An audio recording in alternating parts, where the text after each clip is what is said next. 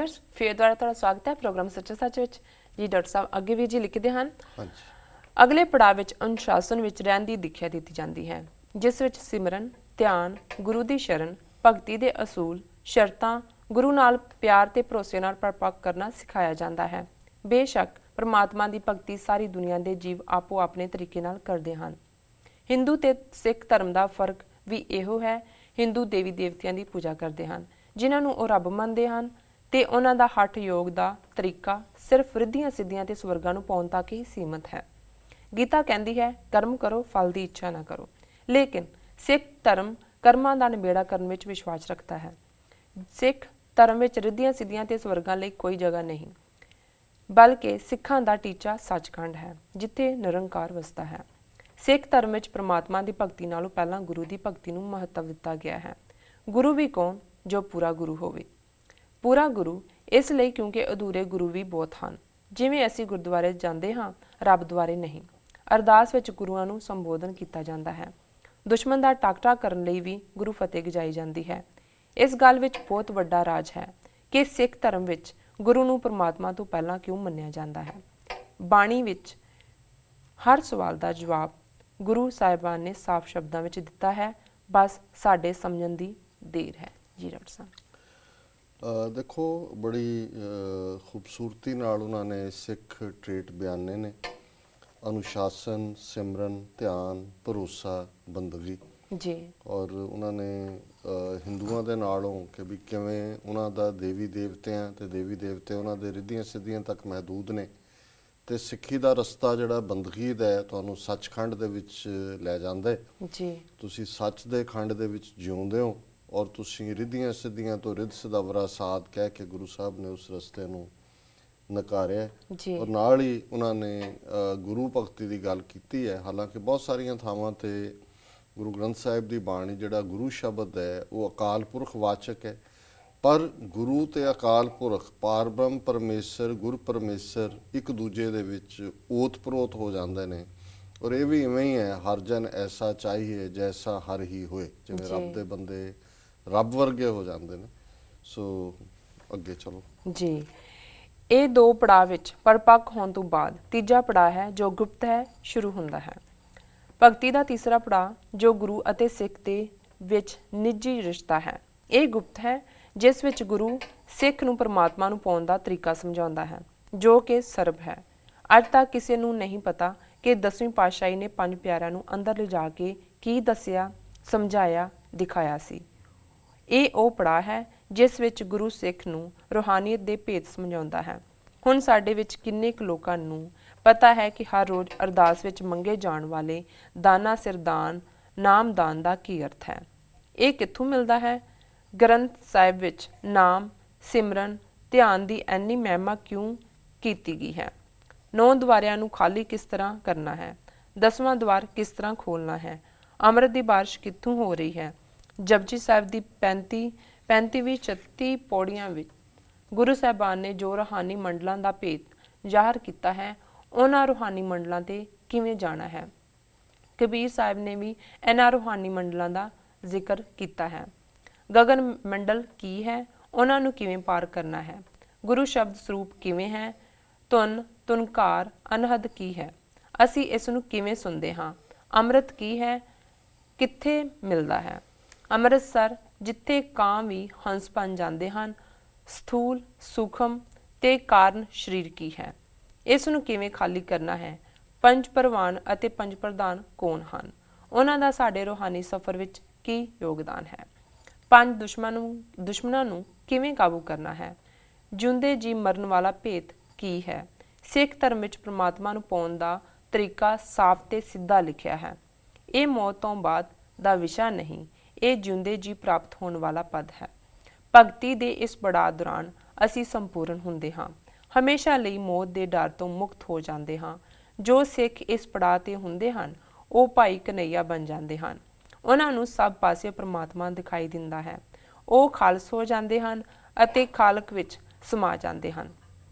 फिर चाहे खोपड़ी उतर जावे, खल लै जावे, टोटे टोटे हो जाइए, चरखड़ी ते चढ़ जाइए, नेजे ते टंगे जाइए, चाहे तवी ते बैठ जाइए, ਸਾਡਾ ਗੁਰੂ ਵਿੱਚ ਵਿਸ਼ਵਾਸ ਅਡੋਲ ਹੁੰਦਾ ਹੈ। ਸਾਨੂੰ ਭਾਣਾ ਮੰਨਣ ਦਾ ਬਲ ਮਿਲ ਜਾਂਦਾ ਹੈ। ਅਸੀਂ ਸੂਰਬੀਰ ਹੋ ਜਾਂਦੇ ਹਾਂ। ਸਾਡਾ ਮਨ ਨੀਵਾਂ ਤੇ ਮੱਤ ਉੱਚੀ ਹੋ ਜਾਂਦੀ ਹੈ। ਫਿਰ ਚਾਹੇ ਸੀਸ ਤਲੀ ਤੇ ਧਰ ਕੇ ਲੜ ਜਾਓ, ਚਾਹੇ ਪੁਰਜਾ ਪੁਰਜਾ ਕੱਟ ਜਾਵੇ, ਅਸੀਂ ਕਦੇ ਖੇਤ ਨਹੀਂ ਛੱਡਦੇ। ਸਾਡੀਆਂ ਇਛਾਵਾਂ ਤੇ ਕਾਬੂ ਹੋ ਜਾਂਦਾ ਹੈ। ਫਿਰ ਸਿੱਖ ਸੱਤ ਵਲੈਤਾਂ ਦੀ ਰਿਆਸਤ ਨੂੰ ਵੀ ਠੋਕਰ ਮਾਰ ਦਿੰਦਾ ਹੈ। ਕਹਿੰਦੇ ਜਦੋਂ ਸਿੱਖਾਂ ਨੇ ਮਿਸਲਾਂ ਜਿੱਤਣੀਆਂ ਸ਼ੁਰੂ ਕੀਤੀਆਂ, ਇੱਕ ਵੱਡੀ ਮੁਸ਼ਕਿਲ ਆ ਗਈ ਕਿ ਰਾਜਾ ਕਿਸ ਨੂੰ ਬਣਾਇਆ ਜਾਵੇ। ਕੋਈ ਰਾਜਾ ਬਣਨ ਲਈ ਤਿਆਰ ਨਹੀਂ ਸੀ। ਫਿਰ ਸਲਾਹ ਕਰਕੇ ਤਪੇਲੇ ਵਿੱਚ ਘੋੜਿਆਂ ਦੀ ਲਿੱਦ ਚੁੱਕਣ ਵਾਲੇ ਸੇਵਾਦਾਰ ਨੂੰ ਰਾਜਾ ਬਣਾ ਦਿੱਤਾ। ਨਾਮ ਸੀ ਕਪੂਰ ਸਿੰਘ। ਕਪੂਰ ਸਿੰਘ ਵੀ ਪੱਕਾ ਗੁਰੂ ਦਾ ਸਿੰਘ। ਕਹਿੰਦਾ, ਰਾਜਾ ਬੇਸ਼ੱਕ ਬਣਾ ਦੋ, ਪਰ ਘੋੜਿਆਂ ਦੀ ਲਿੱਦ ਵੀ ਸੇਵਾ ਉਸੇ ਤਰ੍ਹਾਂ ਕਰਦਾ ਰਹਾਂਗਾ। ਲਾਲਚ ਰਹਿਤ ਇਹ ਸੇਵਾ ਹੀ ਪ੍ਰਮਾਣ ਹੁੰਦੀ ਹੈ। ਇਸ ਪੜਾਅ ਤੇ ਆਏ ਸਿੰਘ ਲਈ ਹਥਿਆਰ ਚੁੱਕਣਾ ਜਾਇਜ਼ ਹੈ, ਜੋ ਨਿੱਜੀ ਹਿੱਤਾਂ ਤੋਂ ਦੂਰ ਅਤੇ ਨਿਆਂ ਲਈ, ਜ਼ੁਲਮ ਦੇ ਨਾਸ਼ ਲਈ ਹਥਿਆਰ ਚੁੱਕਦਾ ਹੈ। ਐਸੇ ਸਿੰਘ ਨੂੰ ਜੀਵ ਹੱਤਿਆ ਦਾ ਪਾਪ ਨਹੀਂ ਲੱਗਦਾ। ਐਸਾ ਸਿੱਖ ਹਥਿਆਰ ਚੁੱਕ ਕੇ ਕਦੇ ਹਾਰਦਾ ਨਹੀਂ। ਸੰਤ ਜਰਨੈਲ ਸਿੰਘ ਸ਼ਾਇਦ ਇਸ ਸ਼ਰਤ ਤੇ ਪੂਰਾ ਉਤਰਦੇ ਸਨ। ਜੀ ਡਾਕਟਰ ਸਾਹਿਬ।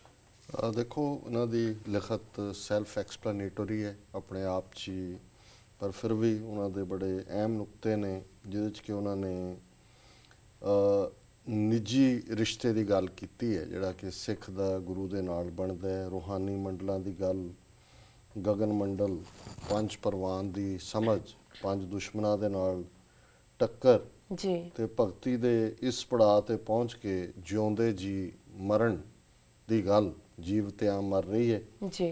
ਤੇ ਫਿਰ ਇਸ ਚੋਂ ਹੀ ਉਹਨਾਂ ਦੇ ਲਿਖਣ ਅਨੁਸਾਰ ਭਾਈ ਕਨ੍ਹਈਆ ਨਿਕਲਦੇ ਨੇ ਜੀ, ਤੇ ਖੋਪੜੀਆਂ ਉਤਰਵਾਣੀਆਂ, ਬੰਦ ਕਟਾਣਾ, ਚਰਖੀਆਂ ਤੇ ਚੜ੍ਹਨਾ, ਤਵੀਆਂ ਤੇ ਬੈਠਣਾ ਜੀ, ਇਹ ਉਹਨਾਂ ਫਿਰ ਸੂਰਬੀਰਾਂ ਦੀ ਅਵਸਥਾ ਹੈ ਤੇ ਉਹ ਮਨ ਨੀਵਾਂ ਮਤ ਉੱਚੀ ਦੇ ਨਾਲ ਵਿਚਰਦੇ ਨੇ ਜੀ। ਔਰ ਇਸ ਅਵਸਥਾ ਨੂੰ ਉਹਨਾਂ ਨੇ ਕਿਹਾ ਕਿ ਵੀ ਇਹੀ ਉਹ ਅਵਸਥਾ ਹੈ ਜਿੱਥੇ ਆ ਕੇ ਫਿਰ ਤੁਹਾਨੂੰ ਹਥਿਆਰ ਚੁੱਕਣ ਦਾ ਜਿਹੜਾ ਹੈ ਉਹ ਹੱਕ ਮਿਲਦਾ ਹੈ ਜਾਂ ਹੱਕ ਹੁੰਦਾ ਹੈ, ਕਿਉਂਕਿ ਤੁਸੀਂ ਜੀਵ ਹੱਤਿਆ ਚੋਂ ਪਰੇ ਨਿਕਲ ਜਾਂਦੇ ਹੋ ਜੀ। ਔਰ ਉਹਦੇ 'ਚ ਉਹਨਾਂ ਨੇ ਫਿਰ ਜਿਹੜੀ ਹੈ ਨਵਾਬ ਕਪੂਰ ਸਿੰਘ ਦਾ ਜ਼ਿਕਰ ਕੀਤਾ ਕਿ ਕਿਵੇਂ ਜਿਹੜੀ ਨਵਾਬੀ ਦੀ ਖਿਲਤ ਆਈ, ਪੰਥ 'ਚੋਂ ਕਿਸੇ ਨੇ ਕਬੂਲ ਨਹੀਂ ਕੀਤੀ। ਉਹਨਾਂ ਨੇ ਕਿਹਾ ਘੋੜਿਆਂ ਦੀ ਲਿੱਦ ਚੁੱਕਣ ਵਾਲੇ ਕਪੂਰ ਸਿੰਘ ਨੂੰ ਦਿਓ ਜੀ। ਔਰ ਉਹਨਾਂ ਨੇ ਵੀ ਕਿਹਾ ਕਿ ਜੀ ਮੈਂ ਇਹ ਸੇਵਾ ਵੀ ਕਰਦਾ ਰਹਾਂਗਾ। ਦੇਖੋ, ਕਿਉਂਕਿ ਅਧਿਆਤਮਕ ਦੁਨੀਆ ਦਾ ਜਿਹੜਾ ਉਹਨਾਂ ਨੇ ਈਡੀਅਮ ਗੁਰਮਤ ਦੇ ਰੰਗ ਵਿੱਚ ਰੰਗਿਆ ਇਸਤੇਮਾਲ ਕੀਤਾ, ਉਹਦੇ ਲਈ ਤਾਂ ਮੇਰੇ ਕੋਲ ਕੋਈ ਸ਼ਬਦ ਨਹੀਂ ਕਿ ਮੈਂ ਉਹਦੇ 'ਚ ਕੋਈ ਐਡ ਵੀ ਕਰ ਸਕਾਂ ਜੀ ਜੀ। ਪਰ ਜਿਹੜਾ ਕਨਕਲੂਡਿੰਗ ਪਾਰਟ ਹੈ, ਸਿਆਸੀ ਪੱਖ ਜਿਹੜਾ ਹੈ ਉਸ ਦੇ ਵਿਚਰਨ ਦਾ ਹੈ, ਮੈਂ ਇਹ ਸਮਝਦਾ ਹਾਂ ਕਿ ਇਸ 'ਚ ਕੋਈ ਸ਼ੱਕ ਨਹੀਂ ਹੈ ਕਿ ਇਹ ਇੱਕ ਤੁਹਾਡਾ ਨਿੱਜੀ ਸਫ਼ਰ ਗੁਰੂ ਦੇ ਨਾਲ, ਅਕਾਲ ਪੁਰਖ ਦੇ ਨਾਲ ਰਿਸ਼ਤਾ, ਜਿਹੜੀ ਤੁਹਾਡੀ ਅਧਿਆਤਮ ਦੀ ਦੁਨੀਆ 'ਚ ਤੁਹਾਡੀ ਪ੍ਰੋਗਰੈਸ ਹੈ, ਰੂਹਾਨੀ ਜੀਵਨ ਕਿੱਥੋਂ ਸ਼ੁਰੂ ਹੋਇਆ। ਇਹਦੇ 'ਚ ਵੀ ਜਿਵੇਂ ਉਹਨਾਂ ਨੇ ਪਹਿਲਾਂ ਕਿਹਾ ਸੀ ਕਿ ਅੰਮ੍ਰਿਤ ਛਕਣਾ, ਗੁਰੂ ਕੇ ਦੁਆਰੇ, ਸੰਗਤ, ਇਹ ਤੁਹਾਡਾ ਉਸ ਸਕੂਲ 'ਚ ਦਾਖਲ ਹੋਣ ਦੀ ਗੱਲ ਹੈ ਜੀ। ਬਾਕੀ ਇਹ ਲਗਾਤਾਰਤਾ ਦੇ ਨਾਲ ਰੂਹਾਨੀਅਤ ਦਾ ਸਫ਼ਰ ਤੁਹਾਨੂੰ ਬਖਸ਼ਿਸ਼ ਦੇ ਨਾਲ, ਇਸ ਨਾਲ ਵੀ ਬਖਸ਼ਿਸ਼ ਜੁੜੀ ਹੋਈ ਹੈ, ਕੋਈ ਅਕਲ ਨਹੀਂ, ਜਿਹੜਾ ਤੁਹਾਨੂੰ ਅੱਗੇ ਲੈ ਜਾਂਦਾ ਹੈ ਜੀ। ਪਰ ਉਹਦੇ 'ਚ ਇਹ ਨਹੀਂ ਹੁੰਦਾ ਕਿ ਜਿਹੜੇ ਸਾਰੇ ਨੇ ਉਹਦੇ 'ਚ ਤੁਹਾਡਾ ਆਗੂ ਜਾਂ ਤੁਹਾਡਾ ਲੀਡਰ, ਜਿਸ ਨੂੰ ਕੁਦਰਤੀ ਤੌਰ ਤੇ ਗੁਰੂ ਦਾ ਥਾਪੜਾ ਵੀ ਹੁੰਦਾ ਹੈ ਔਰ ਉਹ ਐਕਸੈਪਟੇਬਲ ਵੀ ਹੁੰਦਾ ਹੈ, ਉਹਦੀ ਉਹ ਅਵਸਥਾ ਬਣਦੀ ਹੈ। ਪਰ ਜਿਹੜੇ ਆਮ ਲੋਕ ਹੁੰਦੇ ਨੇ, ਜਿਨ੍ਹਾਂ ਨੇ ਮਿਸਲਦਾਰਾਂ ਦੇ ਨਾਲ ਹਥਿਆਰ ਚੁੱਕੇ, ਜਿਨ੍ਹਾਂ ਨੇ ਉਸ ਤੋਂ ਪਹਿਲਾਂ ਬਾਬਾ ਬੰਦਾ ਸਿੰਘ ਬਹਾਦਰ ਦੇ ਨਾਲ ਹਥਿਆਰ ਚੁੱਕੇ, ਉਹ ਤਾਂ ਸਧਾਰਨ ਲੋਕ ਹੁੰਦੇ ਨੇ ਜਿਹੜੇ ਉਤਸ਼ਾਹ ਦੇ ਨਾਲ ਗੁਰੂ ਦੇ ਖੰਡੇ ਬਾਟੇ ਦੀ ਪਹੁਲ ਲੈ ਕੇ ਸ਼ਾਮਲ ਹੋਏ ਤੇ ਲਗਾਤਾਰ ਉਹ ਅਭਿਆਸ ਕਰਦੇ ਨੇ ਪ੍ਰੋਗਰੈਸ ਦੇ ਲਈ। ਪਰ ਐਸਾ ਕੋਈ ਕ੍ਰਾਈਟੇਰੀਆ ਸਾਰਿਆਂ ਦੇ ਲਈ ਨਿਰਧਾਰਿਤ ਨਹੀਂ ਹੈ। ਉਹਨੂੰ ਕੌਣ ਆਇਡੈਂਟੀਫਾਈ ਕਰੇਗਾ ਕਿ ਭਾਈ ਹੁਣ ਕਿਹੜੇ ਜਿਹੜੇ ਨੇ ਉਸ ਅਵਸਥਾ ਤੇ ਪਹੁੰਚ ਗਏ ਨੇ ਜਿੱਥੇ ਜੀਵਤਿਆਂ ਮਰ ਰਹੀ ਹੈ, ਉਹਨਾਂ ਦੀ ਅਵਸਥਾ ਹੈ, ਮਨ ਨੀਵਾਂ ਮਤ ਉੱਚੀ ਹੈ, ਉਹ ਸੱਚਖੰਡ 'ਚ ਵਿਚਰਦੇ ਨੇ, ਉਹਨਾਂ ਦੇ ਸਾਹਮਣੇ ਮੌਤ ਦਾ ਕੋਈ ਭੈ ਨਹੀਂ ਹੈ, ਉਹ ਲਾਲਚ ਤੋਂ ਵੀ ਦੂਰ ਹੋ ਗਏ। ਇਹ ਤਾਂ ਕੋਈ ਜਗ ਮੈਂ ਉੱਤਮ ਕਾਂਢੀਏ ਵਿਰਲੇ ਕਈ ਕੇ ਜੀ। ਉਹਨਾਂ ਦੇ ਕੋਲ ਅਗਵਾਈ ਹੋਣੀ, ਲੀਡਰਸ਼ਿਪ ਹੋਣੀ, ਇਹ ਸਾਰੇ ਗੁਣ ਜਿਹੜੇ ਅਕਾਲ ਪੁਰਖ ਦੀ ਬਖਸ਼ਿਸ਼ ਦੇ ਨਾਲ ਨੇ, ਇਹ ਤਾਂ ਜ਼ਰੂਰ ਐਕਸਪੈਕਟਡ ਨੇ। ਪਰ ਆਮ ਜਿਹੜੇ ਲੋਕ ਜੁਆਇਨ ਕਰਦੇ ਨੇ ਉਹ ਤਾਂ ਇਸ ਭਾਵਨਾ ਦੇ ਨਾਲ ਕਿ ਉਹਨਾਂ ਨੇ ਜ਼ੁਲਮ ਦੇ ਖਿਲਾਫ ਖਲੋਣਾ, ਇਸ ਲਈ ਉਹ ਕਮਜ਼ੋਰੀਆਂ ਵੀ ਆਉਂਦੀਆਂ ਨੇ, ਉਹਨਾਂ 'ਚ ਕਮਜ਼ੋਰ ਵੀ ਹੁੰਦੇ ਨੇ, ਪਰ ਉਹਨਾਂ ਦਾ ਸਫ਼ਰ ਲਗਾਤਾਰਤਾ ਦੇ ਨਾਲ ਅੱਗੇ ਨੂੰ ਵੀ ਤੁਰਦਾ ਹੈ। ਜੇ ਸਿੱਖ ਮਿਸਲਾਂ ਦੇ ਪੀਰੀਅਡ 'ਚ ਨਵਾਬ ਕਪੂਰ ਸਿੰਘ ਵਰਗੇ ਉਹਨਾਂ ਨੇ ਆਪਣੀ ਜਿਹੜੀ ਹੈ ਨਿਮਰਤਾ ਦਿਖਾਈ, ਪਰ ਇਹੀ ਮਿਸਲਦਾਰ ਸਰਦਾਰ ਨੇ ਜਿਹੜੇ ਆਪਸ ਦੇ ਵਿੱਚ ਲੜਦੇ ਵੀ ਸੀ, ਇੱਕ ਦੂਜੇ ਦੇ ਇਲਾਕੇ ਲਈ ਵੀ ਲੜਦੇ ਸੀ, ਜੀ ਇੱਕ ਦੂਜੇ ਦੇ ਖਿਲਾਫ ਵੀ ਕਿੰਨੇ ਲੋਕ ਮਾਰੇ ਗਏ। ਜੇ ਸਾਰਾ ਤੁਸੀਂ ਰਾਮਗੜੀਆ ਮਿਸਲ, ਕਨਈਆ ਮਿਸਲ, ਸ਼ੁਕਰ ਚੱਕੀਆ ਮਿਸਲ, ਇਹਨਾਂ ਸਾਰਿਆਂ ਦਾ ਇਤਿਹਾਸ ਦੇਖੋ ਤੇ ਬਹੁਤ ਸਾਰੇ ਜਿਹੜੇ ਨੇ ਉਹ ਆਪਣੇ 'ਚ ਹੀ ਲੜਦਿਆਂ ਮਾਰੇ ਗਏ। ਸੋ ਉਹ ਇਹ ਨਾਲ ਹੀ ਰਹਿੰਦੇ ਨੇ ਇਹ ਤੱਤ ਵੀ, ਪਰ ਇੱਕ ਅਗਵਾਈ ਦੇਣ ਵਾਲੇ 'ਚ ਉਹਨਾਂ ਨੇ ਇਹ ਕਿਹਾ ਕਿ ਸੰਤ ਭਿੰਡਰਾਂ ਵਾਲੇ ਲਗਭਗ ਉਸ ਹਾਲਤ, ਉਸ ਅਵਸਥਾ ਨੂੰ ਪ੍ਰਾਪਤ ਸਨ। ਸੋ ਅੱਗੇ ਚਲੋ ਜੀ, ਉਹ ਬ੍ਰੇਕ ਦਾ ਇਸ਼ਾਰਾ ਹੋ ਗਿਆ। ਵਿਊਅਰਸ, ਤੁਸੀਂ ਸਾਡੇ ਨਾਲ ਇਸ ਤਰ੍ਹਾਂ ਜੁੜੇ ਰਹੋ, ਮਿਲਦੇ ਹਾਂ ਛੋਟੇ ਬ੍ਰੇਕ ਤੋਂ ਬਾਅਦ।